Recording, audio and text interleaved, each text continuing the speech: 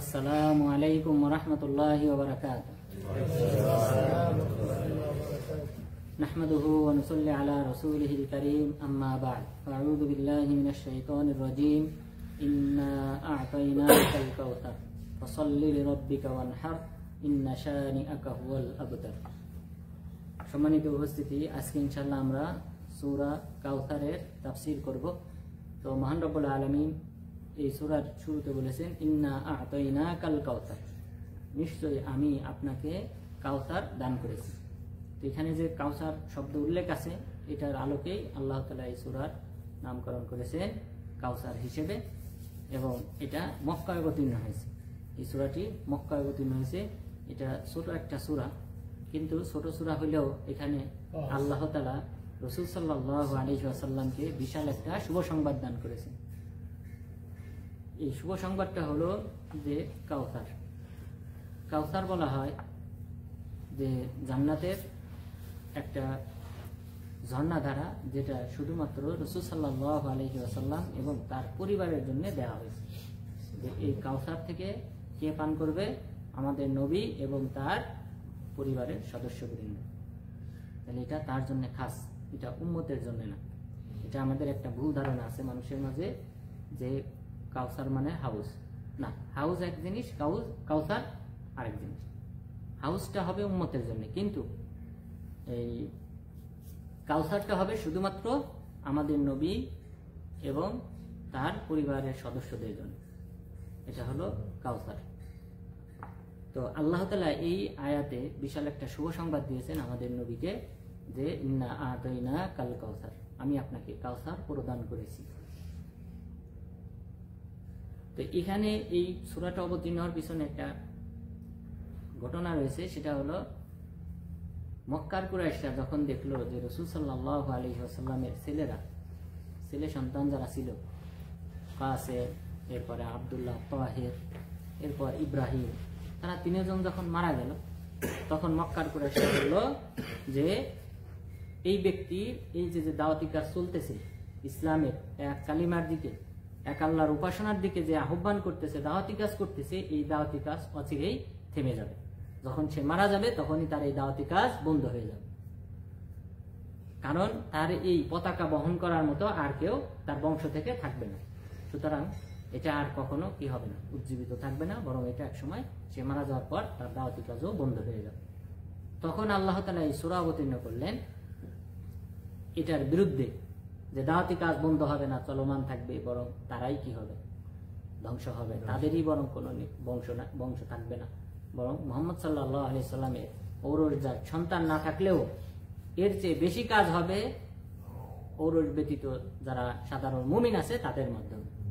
আল্লাহ তাআলা সেই মর্মে এই সূরাটা অবতীর্ণ করেছেন, সাথে সাথে তাকে একটা শুভ সংবাদ দিয়েছেন, একটা বিশাল একটা নিয়ামতের, যে নিয়ামতটা আল্লাহ তাআলা তাকে জান্নাতে প্রদান করবেন। তো সেই নিয়ামত হলো কাউসার। তাহলে আমরা কাউসার জানলাম যে একটা নদী, নহর, যেটা আল্লাহ তাআলা আমাদের নবীকে দান করবেন শুধুমাত্র তার জন্য এবং তার পরিবারের সদস্যদের জন্য। এরপর এটার সাথে পাশাপাশি হাউসটাও আলোচনা করা দরকার, যেহেতু আমাদের দেশে মানুষের ভুল ধারণা আছে, মানে কাউসার দান করেছি অনুবাদ করে হাউস দান করেছি, হাউজে কাউসার, দুইটা মিলে কি করে অনুবাদ করে। এখানে আল্লাহ তাআলা বলেছেন কাউসার দান করেছি, কিন্তু অনুবাদের সময় দেখবেন হাউজে কাউসার দান করেছি। হাউস এক জিনিস, কাউসার আরেক জিনিস, তার অনুবাদে কেন এটা যুক্ত হবে? এই কারণে হাউসটাও আমাদের জানা দরকার। প্রথমত, হাউসটা হবে শুধুমাত্র হাসরের ময়দান। হাউস যেটা হবে, যে হাউস দেওয়া হবে যেখান থেকে উম্মতের লোকজন পানি পান করবে, এই হাউসটা হবে হাসরের ময়দানে, কিন্তু কাউসারটা থাকবে জান্নাতে। অর্থাৎ জান্নাতে ঢোকার পর কাউসার থেকে পানি পান করবেন আমাদের নবী এবং তার পরিবারের সদস্যবৃন্দ। আর হাউসটা হবে হাসরের ময়দানে, যেখানে মানুষ তৃষ্ণার্ত থাকবে, ঘর্মাক্ত থাকবে, এবং এই উত্তপ্ত গরমের মাঝে মানুষ এখানে বসবাস করবে। তো এই সময়ে যতক্ষণ পর্যন্ত না বিচার আচার হয়, জান্নাত জাহান্নামের ফয়সালা হয়, ততক্ষণ পর্যন্ত মুমিনরা এই হাউস থেকে পানি পান করবে। তাহলে এটা হলো হাসরের ময়দানের জন্য খাস বিশেষভাবে দেওয়া হবে।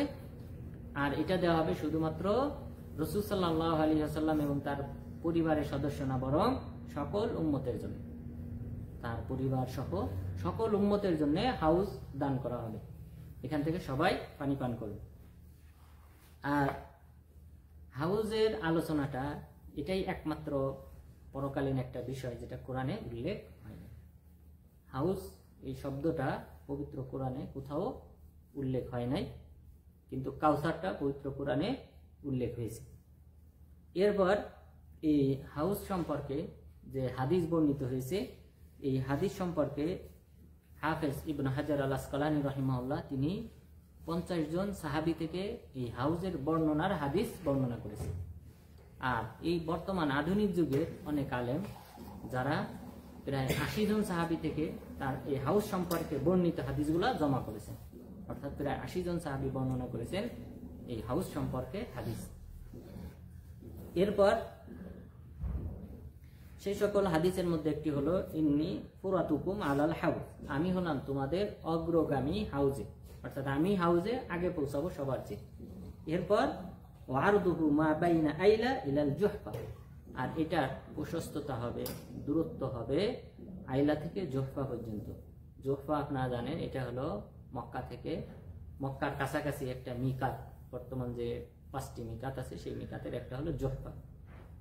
এই জুহফা মিকাত এই পর্যন্ত প্রশস্ত হবে আইলা থেকে, অর্থাৎ ইয়ামান থেকে। আইলা হলো ফিলিস্তিন, বর্তমান ফিলিস্তিন থেকে এই মক্কা বা মক্কার কাছাকাছি অঞ্চল পর্যন্ত এতটা প্রশস্ত হবে এই হাউসটা। এটা হলো হাউজের বর্ণনা। এর বর্ণনা আরো ভিন্নভাবে শব্দে আসছে, যেটা পরে ইনশাআল্লাহ উল্লেখ করব। এরপর রাসূল সাল্লাল্লাহু আলাইহি ওয়াসাল্লাম আরো বলেছেন, হাউদি মাসিরাতু শাহর, আমার যে হাউসটা হবে, হাউস দান করা হবে হাসরের ময়দানে, সেটা হবে 1 মাসের দূরত্বের সমান। অর্থাৎ 1 মাস দূরত্ব অতিক্রম যতটুকু দূরত্ব অতিক্রম করা যায় এত বিশাল বড় হবে হাউস। এখান থেকে এই উম্মতের লোকজন পানি পান করবে। মা উহু আবিয়াদ মিনাল লাবান, এর পানি হবে দুধের চেয়ে বেশি সাদা। ওয়া রিহুহু আতিয়াব মিনাল মিস্ক, আর এর সুগন্ধি হবে মিশকে আম্বরের চেয়ে বেশি। এরপরে বললেন ওয়া কিজানুহু কানুজুমিস সামা, আর এর পাত্র সংখ্যা হবে, পানপাত্র সংখ্যা হবে আসমানের যত নক্ষত্র আছে এই নক্ষত্র রাজির সমান। তাহলে বিশাল এই সংখ্যা পানপাত্র থাকবে, সেখান থেকে এই উম্মতের লোকজন পানি পান করবে। পানিটা হবে মিশকে আম্বরের মতো সুঘ্রাণ বিশিষ্ট এবং সেই সাথে দুধের চেয়ে বেশি সাদা। অর্থাৎ এটা একটা ধারণা দেওয়া হয়েছে আমাদেরকে, কারণ দুধের সাদা, দুনিয়াবি দুধ যতটুকু সাদা এর চেয়ে বহুগুণ বেশি সাদা হবে, কিন্তু বোঝার জন্যে তাকরিবি মানা, অর্থাৎ নিকটবর্তী একটা অর্থ আমাদেরকে, যেহেতু আমরা এর চেয়ে বেশি সাদা সাধারণত কিছু দেখি না, তো সেই হিসেবে আমাদেরকে একটা ধারণা দেওয়া হয়েছে। তা না হলে এই নামগুলি হয়তো দুনিয়াতে রয়েছে, কিন্তু পরকালে হবে এগুলি আরো বেশি সুন্দর। এরপরে বললেন মান শারিবা মিনহা ফালা ইয়াজমা আবাদা, যদি কেউ একবার পান করে তাহলে সে আর কখনো তৃষ্ণার্ত হবে না। তাহলে এটা বিশেষ একটা ফজিলত যে হাসরের ময়দানে এই উম্মতের লোকজন যখন তৃষ্ণার্ত হবে তাদেরকে এই পানি পান করতে দেওয়া হবে। যখন সে পান করবে এরপর থেকে আর কখনোই তৃষ্ণা অনুভব করবে না। তাহলে এই বিচার আচার হওয়া পর্যন্ত, জান্নাতে যাওয়া পর্যন্ত একবার পান করলেই সে ব্যক্তি আর কখনো তৃষ্ণার্ত হবে না। এটা বিশাল একটা নিয়ামত এই উম্মতের জন্য। এরপর এই ব্যাপারে আপনারা একটু আগে জানলেন যে প্রায় 80 জনের মতো সাহাবী হাদিস বর্ণনা করেছেন হাউস সম্পর্কে। কিন্তু দুঃখের বিষয় হলো এরপরও খাওয়ারেজ এবং মুতাজিলা এই দুটি দল এই হাউস কাউসার এগুলি কি করে? অস্বীকার করে। বরং পরকালীন জীবনকে তারা, পরকালীন জীবনের এই যে হাউস কাউসার, তারপর আর আল্লাহর আরশের নিচে ছায়া প্রদান ইত্যাদি বিষয়গুলিকে তারা অস্বীকার করে। তো সুতরাং আমাদের দেশে দেখবেন অনেকে আছে কবরের আযাব এগুলা কিন্তু অস্বীকার করে, কবরের নিয়ামত এগুলো অস্বীকার করে, জানাজার সালাত আদায় করা অস্বীকার করে যে এই সালাত আদায় করে কোনো উপকার হবে। নাউযুবিল্লাহ। অথচ রাসূল সাল্লাল্লাহু আলাইহি ওয়াসাল্লাম বলেছেন আমার উম্মতের 40 জন মুমিন ব্যক্তি যদি যারা শিরক করে নাই তারা যদি কোনো ব্যক্তির জানাজায় উপস্থিত হয়, দোয়া করে তার জন্য, আল্লাহ তাআলা তাকে ক্ষমা করে দিবেন। সুবহানাল্লাহ। তাহলে মুমিনদের দোয়া কবরে উপকারে আসে, মুমিন অন্য অপর মুসলিমের অবশ্যই উপকারে আসে। এই জন্যই আল্লাহ তাআলা এই বিধান দিয়েছেন আমরা তার জন্য দোয়া করব, তার জন্য ক্ষমা প্রার্থনা করব। এরপর সন্তানরা যারা আছে তাদেরও দোয়া কবুল হয়। তো যাই হোক, আমরা এই জাতীয় যে সকল বাতিল ফিরকা রয়েছে, ভ্রান্ত দল আছে, আমরা এগুলি থেকে দূরে থাকব। এবং এই জাতীয় যারা বক্তব্য দেবে বুঝবেন যে এই ব্যক্তি ওই সকল এই খাওয়ারেজ, মুতাজিলা, এগুলো তো ইসলামের প্রায় প্রথম যুগেই খাওয়ারেজ তৈরি হয়েছে 37 হিজরিতে, এরপর মুতাজিলা তৈরি হয়েছে 110 হিজরির পরে। তো তার মানে প্রাথমিক যুগেই কি হয়ে গেছে, এদের উৎপত্তি হয়েছে। তাহলে এখন যদি কেউ এই জাতীয় কথা বলে আমরা বুঝবো যে তারা ওই সকল ব্যক্তিদের উত্তরসূরি। সুতরাং আমরা এই জাতীয় আকীদা থেকে দূরে থাকবো। আল্লাহ এবং আল্লাহ রাসূলের যে বাণী যখন আমরা জানবো, আমাদের দায়িত্ব হলো আমান্না, আমরা ঈমান আনলাম, ওয়াসাল্লাম না, এবং মেনে নিলাম। এটাই মুমিনের দায়িত্ব, এর বেশি কিছু না। কারণ এটা আল্লাহ তাআলা জিবরিল আলাইহিস সালামের মাধ্যমে আমাদের নবীকে জানিয়েছেন, তারপর তিনি আমাদেরকে জানিয়েছেন। সুতরাং এখানে মিথ্যা হওয়ার কোনো সম্ভাবনা নেই। সুতরাং এগুলি আমরা, এই ফিরকা বাতিলাদেরকে আমরা এড়িয়ে চলব। এরপর আমাদের এটা ঈমান রাখতে হবে যে হাউজে কাউসার এটা হলো সৃষ্টি করা রয়েছে, এখনো প্রস্তুত, এটা প্রস্তুত করা রয়েছে। এমন না যে তো পরবর্তীতে হাসরের ময়দানে আল্লাহ সৃষ্টি করবেন, না, এটা প্রস্তুত করা রয়েছে। হাউসটা এটা সৃষ্টি করা রয়েছে, কেননা রাসূল সাল্লাল্লাহু আলাইহি ওয়াসাল্লাম বলেছেন, ওয়া ইন্নী ওয়াল্লাহি লা আনজুরু ইলা হাউদিল আন, আল্লাহর শপথ, আমি এই হাউসটাকে আমি এখন দেখতেছি। সুবহানাল্লাহ। রাসূল সাল্লাল্লাহু আলাইহি ওয়াসাল্লাম এই দুনিয়াতে থেকে তিনি দেখতেছিলেন, আল্লাহ তাআলা তাকে দেখার তৌফিক দিয়েছিলেন, তিনি দেখতেছিলেন জান্নাতের হাউসটা। সুতরাং এটা তৈরি করা, যা জান্নাতে তৈরি করা রয়েছে।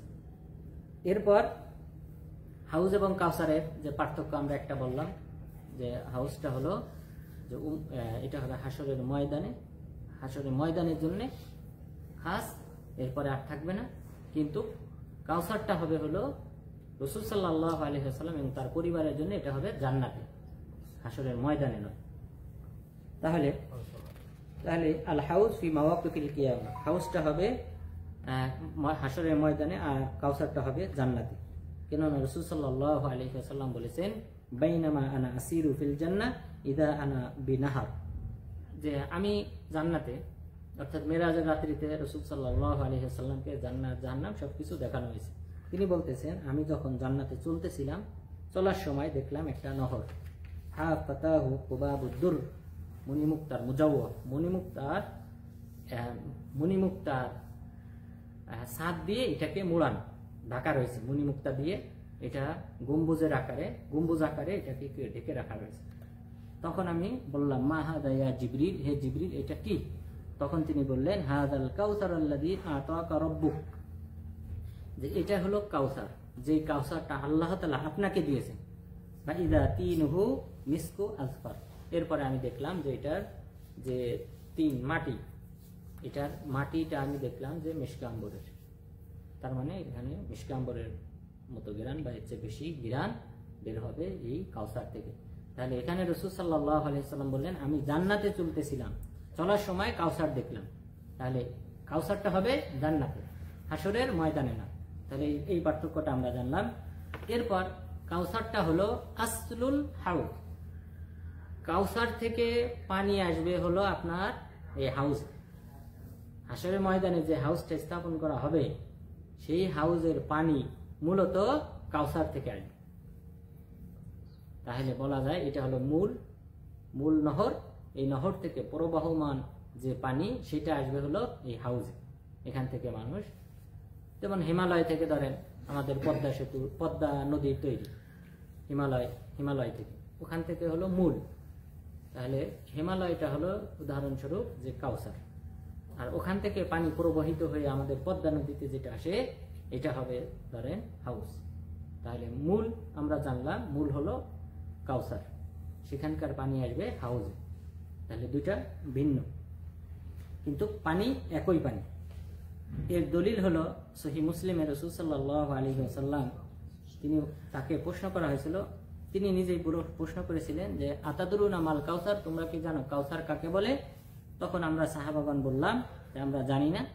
তখন তিনি বললেন যে ফাইন্নাহু নাহরুন ওয়াদানিহি রব্বি, এটা হলো নহর যার প্রতিশ্রুতি দিয়েছেন আমার রব আমাকে। তাহলে খেয়াল করেন শব্দগুলো, যে কাউসার হলো এমন একটা নহর, নদী, যে নহরের প্রতিশ্রুতি দিয়েছেন আমার রব আমাকে, অর্থাৎ এই কাউসারটা দেবেন কাকে? রাসূল সাল্লাল্লাহু আলাইহি ওয়াসাল্লামকে, অন্য কাউকে না। হাউজুন তারিদু আলাইহি উম্মতি ইয়াউমাল কিয়ামা। এরপর আলাইহি হাউজ, আর এই কাউসার থেকে প্রবহমান থাকবে হাউজ, আর সেই হাউজ থেকে আমার উম্মত পানি পান করবে। তারিদু আলাইহি উম্মতি ইয়াউমাল কিয়ামা, এই হাউজের উপর আমার উম্মতের লোকজন আসবে। এরপর তাহলে এখানে আমরা দ্বিতীয় পার্থক্য জানলাম যে কাউসার থেকেই প্রবাহিত হয়ে পানি আসবে হাউজে। এরপর 3 নম্বর পার্থক্য, যেটা আল কাউসার খাস বিন নবী সাল্লাল্লাহু আলাইহি ওয়াসাল্লাম। এই হাদিস থেকে আমরা জানলাম যে কাউসারটা হলো রাসূল সাল্লাল্লাহু আলাইহি ওয়াসাল্লামের জন্য খাস, বিশেষভাবে তাকে দেওয়া হবে, আর হাউজটা হবে তিনি এবং তার উম্মতের জন্য। আর এই হাউজটা অন্যান্য নবীদেরও থাকবে, অন্যান্য নবীদেরও কি থাকবে? হাউজ থাকবে। সেই হাউজ থেকে ওই নবীর উম্মতরা সেখান থেকে পানি পান করবে। তাহলে হাউজটা হবে সকল নবীর জন্য, আর প্রত্যেক নবীর উম্মতরা সেই হাউজ থেকে পানি পান করবে। আর আমাদের নবীর জন্য বিশেষভাবে যে নহরটা দেওয়া হয়েছে সেটার নাম হলো কাউসার। তাহলে আমরা পার্থক্যগুলি জানলাম। কেননা রাসূল সাল্লাল্লাহু আলাইহি ওয়াসাল্লাম বলেছেন, ইন্না লিকুল্লি নাবিয়্যিন হাউজা, নিশ্চয়ই প্রত্যেক নবীর হাউজ থাকবে। ওয়া ইন্নাহুম ইয়াতাবাহুনা আইয়ুহুম আকতারু ওয়ারিদা, এবং নবীগণ গর্ব অহংকার করবেন যার সংখ্যা, এই হাউজে যারা পানি পান করবেন তাদের সংখ্যা যত বেশি হবে তত নবীগণ বেশি গর্ব অহংকার করবে, কারণ তারাই তার উম্মত। তাহলে হাউজে, তাহলে বোঝা যায় যদি নবীর উম্মত কেউ না হয় তাহলে এই হাউস থেকে তাকে তাড়িয়ে দেওয়া হবে, বিতাড়িত করা হবে, সে এই হাউস থেকে পানি পান করতে পারবে না। ইন্নী আরজু আন আকুনা আকতারাহুম ওয়ারিদা, আমি আশা করি আমার উম্মতের সংখ্যাই আমার হাউজে বেশি আসবে। তাহলে অবশ্যই রাসূল সাল্লাল্লাহু আলাইহি ওয়াসাল্লামের উম্মতের সংখ্যা বেশি হবে, এমনকি মুসা আলাইহিস সালামের উম্মতের সংখ্যার চেয়েও। এই কারণে মুসা আলাইহিস সালাম যখন মেরাজের রাত্রিতে রাসূল সাল্লাল্লাহু আলাইহি ওয়াসাল্লাম ষষ্ঠ আসমানে নেমে আসলেন আল্লাহ তাআলার সাথে সাক্ষাতের পর, তখন তিনি কাঁদলেন। তখন কারণ জিজ্ঞাসা করা হলো, তখন তিনি বললেন যে আমার এক ভাই, যে ভাইয়ের উম্মতের সংখ্যা বেশি হবে এটা দেখে আমি কাঁদতেছি। অর্থাৎ মুসা আলাইহিস সালামের আগ্রহ ছিল, আশা ছিল যে আমার উম্মতের সংখ্যা কি হবে, বেশি হবে। উনি দাওয়াতি কাজের ক্ষেত্রেও উনি দেখেন ওনার এটাই আগ্রহ ছিল যে তাকে যেন অন্যরা অনুসরণ করে, তার উম্মতের সংখ্যা যেন বাড়ে, এটার প্রতি তিনি খুব আগ্রহী ছিলেন। তো ওনার আশা ছিল যে তার উম্মতের সংখ্যাই বেশি হবে, কিন্তু বাস্তবে তা নয়, বরং মুহাম্মদ সাল্লাল্লাহু আলাইহি ওয়াসাল্লামের উম্মতের সংখ্যা বেশি হবে। এরপর হাউজের যে গুণাগুণ বর্ণিত হয়েছে সেটা হলো যে আমরা আগের রায়তে যেটা জানলাম যে দুধের চেয়ে বেশি সাদা, এরপরে আবরাদ মিনাত তাল, বরফের চেয়ে বেশি ঠান্ডা, রিহু আতিয়াব মিনাল মিস্ক, মিষ্টি আম্বরের চেয়ে বেশি সুঘ্রাণ সহ, এবং তুআমুহু আহলা মিনাল আসাল, মধুর চেয়ে বেশি মিষ্টি হবে তার স্বাদ। তাহলে এই বৈশিষ্ট্যগুলি হাউজের ক্ষেত্রে বর্ণিত হয়েছে। এরপরে বলা হয়েছে আনিয়াতুহু মিনাদ যাহাবি ওয়াল ফিজ্জা, আর এর পাত্র হবে যে স্বর্ণ এবং রূপার, এবং আদাদ হবে আদাদুন নুজুমিস সামা, আসমানের যত নক্ষত্র রাজি আছে তার সমান হবে এর পাত্র সংখ্যা। এরপর বর্ণিত হয়েছে মান শারিবা মিনহু লাম ইয়াযমা, যে একবার পান করবে সে আর কখনোই তৃষ্ণার্ত হবে না। ওয়ালাম ইউসাওয়াদ ওয়াজহাহু আবাদা, এটা বিশেষ একটা ফজিলত, ওই ব্যক্তির চেহারা আর কখনো কালো হবে না। যে ব্যক্তি এই হাউজের পানি পান করবে তার চেহারা আর কালো হবে না। তাহলে যেহেতু জান্নাতীদের চেহারা আপনারা জানেন কার মতো হবে, কার মতো সুন্দর হবে, কোন নবীর মতো? চেহারা উজ্জ্বল হবে কোন নবীর মতো? ইউসুফ আলাইহিস সালামের মতো। ঠিক আছে। আর রাসূল সাল্লাল্লাহু আলাইহি ওয়াসাল্লাম ইউসুফ আলাইহিস সালামকে 3 নম্বর আসমানে দেখলেন মেরাজের রাত্রিতে। 3 নম্বর আসমানে দেখে বললেন ওয়াতিয়া শাতরুল হুসন, আল্লাহ তাআলা তাকে অর্ধেক সৌন্দর্যতা দান করেন। তাহলে চিন্তা করেন পুরো পৃথিবীর অর্ধেক সৌন্দর্যতা এই নবীর চেহারায় আল্লাহ তাআলা দিয়েছেন, এবং জান্নাতীদের চেহারা হবে ইউসুফ আলাইহিস সালামের চেহারার মতো উজ্জ্বল সুন্দর। তাহলে এই হাদিসে বলা হয়েছে কাউসারের পানি যারা পান করবে তাদের চেহারা কখনো কালো হবে না, তাহলে বোঝা যায় সে জান্নাতি হবে, যেহেতু জান্নাতীদের চেহারাই হবে সুন্দর। এরপর মাসাফাতু শাহর, অর্থাৎ এটার প্রশস্ততা হবে 1 মাসের দূরত্বের মতো সমান। তা আমাদেরকে একটা ধারণা দেওয়া হয়েছে ইয়ামান থেকে মক্কা বা সৌদি আরব, মক্কার কাছাকাছি মক্কা পর্যন্ত আমাদের একটা ধারণা দেওয়া হয়েছে। ফিলিস্তিন থেকে অনেকগুলি রেওয়ায়েত আসছে, তো সব মিলে অর্থাৎ ইয়ামান অথবা ফিলিস্তিন এখান থেকে মক্কা পর্যন্ত এতটুকু প্রশস্ত তথা 1 মাসের দূরত্বের রাস্তা সম পরিমাণ এত প্রশস্ত হবে এই হাউসটা। এরপর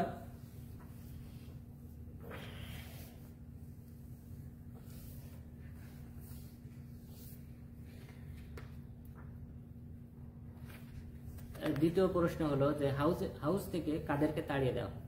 হাউস থেকে 2 শ্রেণীর লোকদেরকে তাড়িয়ে দেওয়া হবে। এক শ্রেণীর ব্যক্তি হলো যারা মুরতাদ হয়ে যাবে, যে ইসলামে প্রবেশ করেছে, ইসলাম গ্রহণ করেছে, ইসলাম থেকে বের হয়ে গেছে, আবার কাফের হয়ে গেছে, এই ব্যক্তিদেরকে তাড়ানো হবে।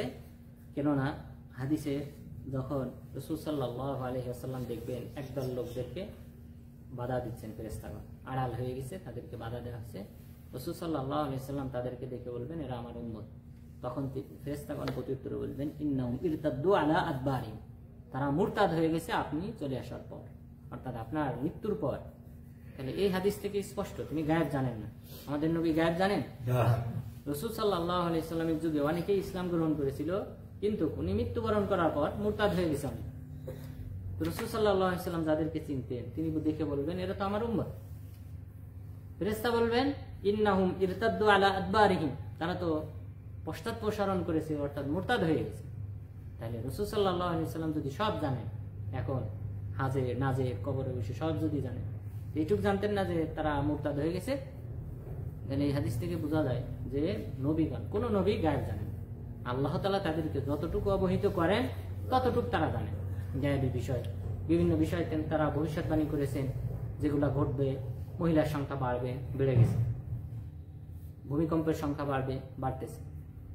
এরপর বলেছেন যে মদ ইত্যাদির পরিমাণ বেড়ে যাবে, আলেমের সংখ্যা কমে যাবে, মানুষ মূর্খদেরকে তাদের নেতা হিসেবে গ্রহণ করবে। এটা তো সব অধিকাংশ দেশেরই। আলেমরা কোন দেশের নেতৃত্ব দেয়? অধিকাংশ দেশে দেখে সাধারণ মানুষরা কি করে নেতৃত্ব দেয়, কোরআন হাদিসের আলেম যারা তারা সেখানে নাই। তো সুতরাং এই সব ঘটনা তো ঘটতেছে, মানুষ আস্তে আস্তে দিন থেকে দূরে সরতেছে। এই যে ভবিষ্যৎবাণী করেছেন কিয়ামত হবে শুক্রবার, ভবিষ্যৎবাণী করেছেন, এটা কিভাবে করেছেন? আল্লাহ তাকে অবহিত করেছেন। তো এটা আমরাও এখন জানি। তার মানে কি আপনি এই হাদিস পড়েছি বিদায় আপনি বলবো যে আমিও গায়েব জানি? যে কারণ কি গায়েব জানেন? যে শুক্রবারে কিয়ামত হবে। এটা তো রাসূল সাল্লাল্লাহু আলাইহি ওয়াসাল্লাম জানতেন, তার আগে জিবরীল আলাইহিস সালাম জানতেন, আল্লাহ তাআলা জানিয়েছে। এইভাবেই তো জানাজানি হয়েছে, এটা তো গায়েব রইল না। কিন্তু আল্লাহ তাআলা তো সৃষ্টির 50,000 বছর পূর্বে কি করে রেখেছে, কখন কি হবে লিখে রেখেছে। তার মানে মূলত গায়েব কার কাছে? আল্লাহর কাছে। এরপরে নবীগণ যখন যে এসেছে সেই সময় তাকে যতটুকু জানানো দরকার ততটুকু জানিয়েছে। তো সুতরাং নবীগণ গায়েব জানেন না। এরপর দ্বিতীয় যে শ্রেণীর লোকদেরকে হাউস থেকে তাড়িয়ে দেওয়া হবে তারা হলেন বিদআতীগণ, যারা বিদআত সৃষ্টি করে, অর্থাৎ রাসূল সাল্লাল্লাহু আলাইহি ওয়াসাল্লামের সুন্নতকে বাদ দিয়ে নতুন কোন বিধান, নতুন কোন ইবাদত ধর্মে প্রচলন ঘটায়, চালু করে, তাদেরকেও তাড়িয়ে দেওয়া হবে। কারণ এখানে হাদিসে বলা হয়েছে লা তাদরি মা আহদাসু বা'দাক, আপনি জানেন না যে তারা কি বিদআত সৃষ্টি করেছিল আপনি চলে আসার পর, আপনি মৃত্যুবরণ করার পর তারা কি বিদআত চালু করেছে এটা আপনি জানেন না। তো সুতরাং বিদআতের কারণেও মানুষকে এই হাউস থেকে তাড়িয়ে দেওয়া হবে। তাহলে আমরা মোটামুটি হাউস এবং কাউসার সম্পর্কে জানলাম যে হাউস এবং কাউসারের মাঝে পার্থক্য রয়েছে এবং সম্পর্ক রয়েছে, যেহেতু কাউসার থেকেই, এই মূল উৎস থেকেই হাউজে পানি আসবে। সুতরাং হাউজের পানি এবং কাউসারের পানি দুইটা একই পানি, কিন্তু কাউসারটা হবে জান্নাতে রাসূল সাল্লাল্লাহু আলাইহি ওয়াসাল্লাম এবং তার পরিবারের সদস্যদের জন্য, আর হাউসটা হবে হাশরের ময়দানে মুমিনদের জন্য। এবং হাউস প্রত্যেক নবীকে দেওয়া হবে, প্রত্যেক নবীর উম্মতগণ সেই হাউস থেকে পানি পান করবে। এরপর দ্বিতীয় যে আয়াত, ফসল্লি লিরব্বিকা ওয়ানহার, আপনি আপনার রবের নামে সালাত আদায় করুন এবং কুরবানি করুন। তাহলে কোনো শিরিকের সংমিশ্রণ ঘটানো যাবে না, ইবাদত করতে হবে একমাত্র আল্লাহ তাআলার সন্তুষ্টির উদ্দেশ্যে। অনেকে বলে যে নামাজ পড়ার দলিল নাই, নামাজ কায়েম করতে বলা হবে, এটা মূর্খতা। এই আয়াতে আল্লাহ কি বললেন? ফসল্লি, তুমি নামাজ পড়ো। আল্লাহ এখানে বলেন নাই সালাত কায়েম করো। ওয়াকিমুস সালাহ ওয়া আতুজ যাকাত, অন্য আয়াতে আল্লাহ বলেছেন কি করো? সালাত কায়েম করো। কায়েম করা মানে সমাজের সবাইকে নিয়ে, নিজের পরিবারকে নিয়ে, আত্মীয় স্বজনকে নিয়ে সবাইকে সালাতের দিকে আহ্বান করা, দুটাই বলেছেন আল্লাহ তাআলা। অর্থাৎ সামাজিক ভাবেও নামাজ প্রতিষ্ঠা করতে হবে, ব্যক্তিগতভাবে। আপনি ব্যক্তিগতভাবে যদি নামাজ প্রতিষ্ঠা না করেন, আপনি কিভাবে সামাজিকভাবে নামাজ প্রতিষ্ঠা করেন? এটা তো আমাদের বিবেকেরও বাহিরের বিষয়।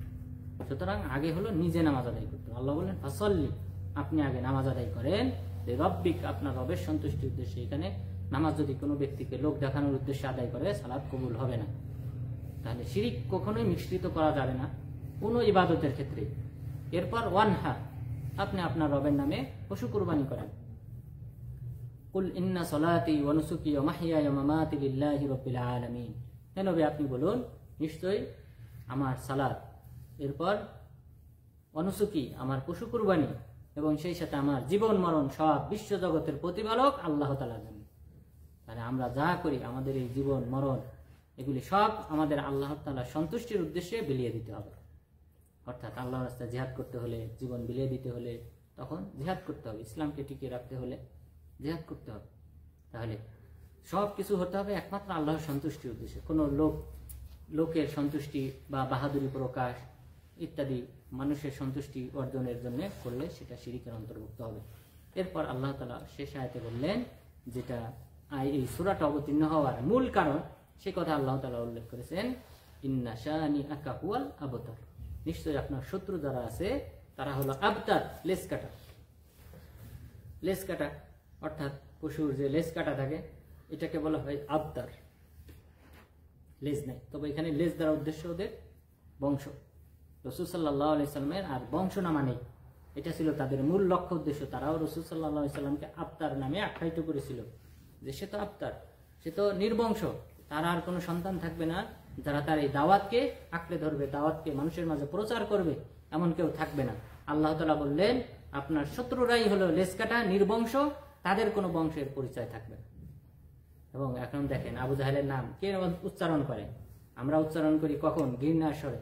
কোনো ঐতিহাসিক কোনো ঘটনাকে উল্লেখ করার ক্ষেত্রে ঘৃণার ছলে আমরা তাদের নাম উল্লেখ নেই, কিন্তু আমাদের নবীর নাম আমরা সর্বদা ৫ ওয়াক্ত সালাতে আত্তাহিয়াতু লিল্লাহি ওয়াস সালাওয়াত ওয়াত তাইয়্যিবাত, এরপরে দুরূদ ইব্রাহিম পাঠ করি।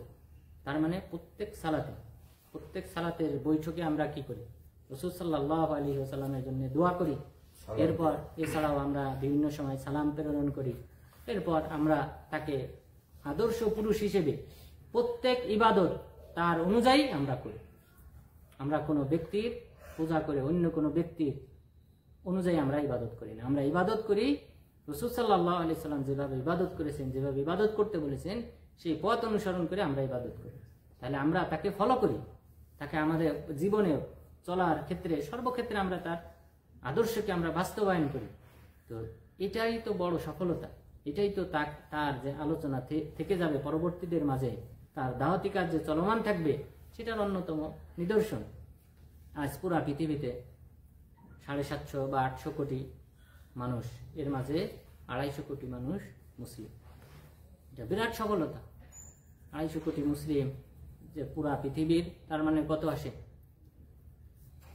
3 ভাগের 1 ভাগ। বিরাট বিশাল একটা সংখ্যক মুসলিমের সংখ্যা এই পৃথিবীতে।